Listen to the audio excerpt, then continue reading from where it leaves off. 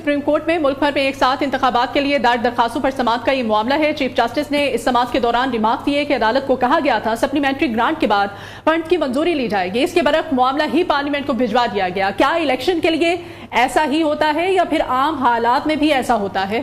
جبکہ attorney general نے جواب دیا ہے کہ قومی اسمبلی کی قرارداد کی روشنی میں معاملہ پہلے منظوری کے لیے بھیجا۔ پھر جسٹس منیب اختر نے یہ کہا کہ آئین حکومت کو اختیار دیتا ہے تو اسمبلی قرارداد کے پاس کیسے کر سکتی ہے اور حکومت کو گرانٹ جاری کرنے سے کیسے روکا جا سکتا ہے۔